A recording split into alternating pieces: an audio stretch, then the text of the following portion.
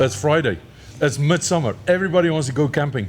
But not everybody has the luxury to get a spot in the campgrounds nowadays, JC. No, it's tough. There aren't a lot of campgrounds out there to be had unless you booked them weeks ago, months ago. So dry camping is huge in Alberta.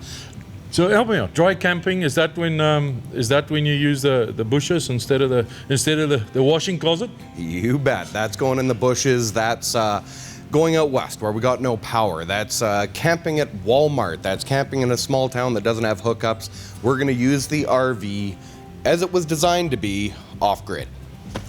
That means a few things are not going to work. Will I have enough power? That's, I guess, the very first thing I need to ask you, because we want to charge all our gadgets.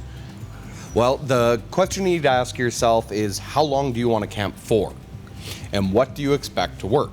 So your RV is designed to run off of a battery. All your essential systems are run off the battery, but you do have a lot of non-essential systems. So when we talk about essential systems, your furnace, your water heater, your fridge, your lights, the things that make this different from a tent are going to work off the battery just fine. There are a couple of things that aren't going to work though. We consider them luxury. Your air conditioner, your little outdoor beer fridge, your outlets. Those aren't going to work unless we find a way to make them work. And we have ways of doing that as well. So the question, and I like the fact you brought up how long you're going to do that, because batteries are not going to last that long though. You bet. And a lot of the time, that's why I wanted to start off with that. When a lot of people come in, they say, oh, just get me a battery to get by. Well, I can do a tiny little battery like that that'll get you down the road and keep you legal, but it's not going to take you overnight. In a modern RV today, with all the lights, bells, whistles, everything we have, if we're talking about going more than 1 or 2 nights, that single battery is not going to do anything for you, so we need to start doubling up your batteries, starting to get you more storage, more fuel in your tank to get you to go further. And there's a couple of ways we can do that. The one is obviously you can add more batteries, you can add bigger batteries, but I mean, we're all clean and green nowadays, isn't it? You bet. We're all clean and green, but adding more batteries to your mix is probably the most cost-effective option. I mean, yes, solar panels are very commonplace. We do them on probably a good 3/4 of RVs that go out of here, but if you want to start basic, more battery power is what you're looking for. Here in Western Canada, we really like going with 2 6-volt batteries. We get 2 6 volts, put them together to make one big 12-volt battery. That gives us a little bit more storage capacity because they have thicker lead plates and they're designed more as a commercial battery, so they hold that slow charge better than a lot of the more entry-level batteries. So the bottom line really is, I want to go dry camping, make sure that our batteries are topped up, plug it in at home, make sure your unit is nicely well charged. Well, and on that note, don't plug it in for an hour before you go. That isn't going to do it.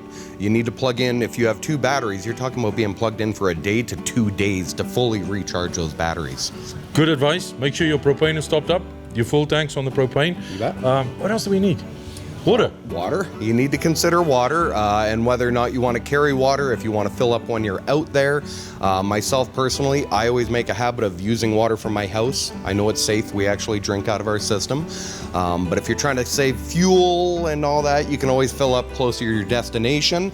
Just keep in mind to filter the water so you know what's going into your RV. But fill up your tanks. And if you're going out for 2-3 days, you know what? Have your quick shower. You aren't going to be too bad. You can have enough water for that. But for you and your 3 girls to stay out there for a week and shower every day, it's not going to be a fun trip. You don't swim in the lake.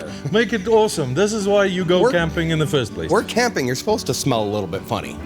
Exactly. JC, there's a few things that I need to do.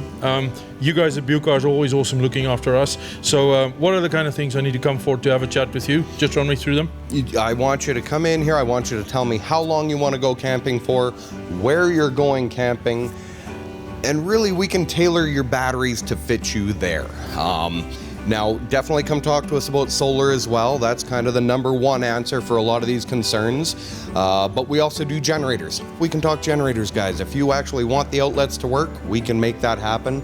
But come in to us and tell us what you want to use your RV for, and we'll customize it for every single person. Who do I ask for? Anybody but me.